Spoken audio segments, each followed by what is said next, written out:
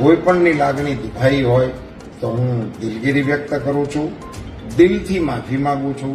નમસ્કાર મિત્રો, સ્વાગત છે તમારું ગુજરાત ખબર ચેનલમાં. લોકસભા ચૂંટણી પહેલા વધુ એક મોટા સમાચાર સામે આવ્યા છે.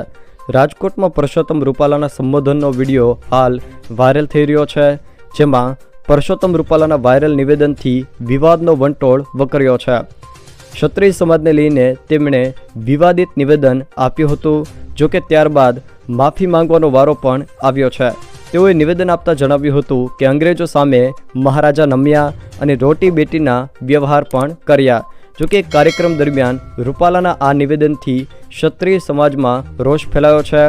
જોકે વિવાદાસ્પદ નિવેદન બાદ પરસોત્તમ રૂપાલાએ ક્ષત્રિય સમાજની માફી પણ માંગવી પડી છે.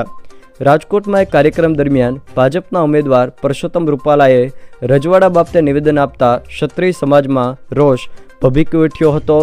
જેના બાદ તેમણે કહ્યું કે કોઈની લાગણી દુભાતી હોય તો દિલથી માફી માંગુ છું.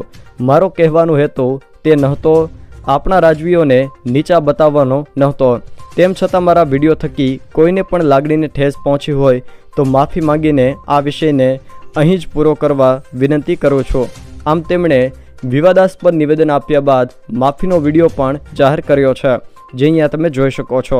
એના ભરોસે આવ્યો છે, એમને નથી આવ્યો. તેથી એની તલવારો આગળ નહોતા ચૂક્યા, ન તો નાના માણસો હતા, ન તો એ ભયથી તૂટ્યા, ન ભૂખથી તૂટ્યા, અને અડીખમ રીતે ટેક્યા. એ સનાતન ધર્મ છે, એના આ વારસદારો છો. અમને તમારા માટે માન છે, મને તો તમારા માટે ગૌરવ છે.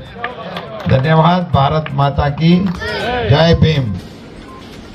ક્ષત્રિય સમાજ અને રાજવી પરિવાર અંગેના મારા ઉલ્લેખને કારણે તેઓએ પોતાની નારાજગી અને રોષ વ્યક્ત કરેલો.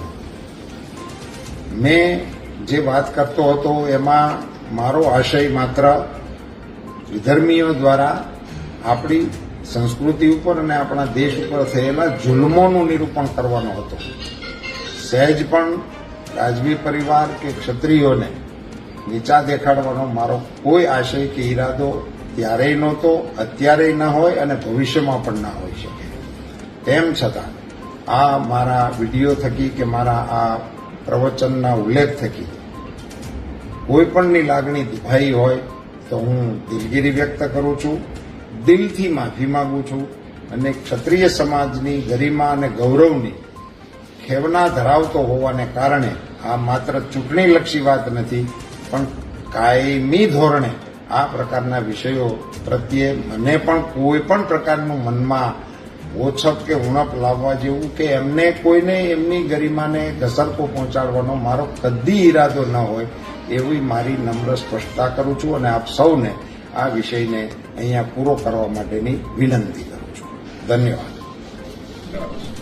જો મિત્રો આ વિડીયો તમને પસંદ આવ્યો હોય તો વિડીયોને લાઇક કરો, તમારા મિત્રો સાથે શેર કરો, અને જો તમે અમારી ચેનલમાં નવા હો તો ચેનલને સબસ્ક્રાઇબ જરૂર કરજો, જેથી મારા આવનારા તમામ વિડીયોની માહિતી તમારા સુધી પહોંચી શકે.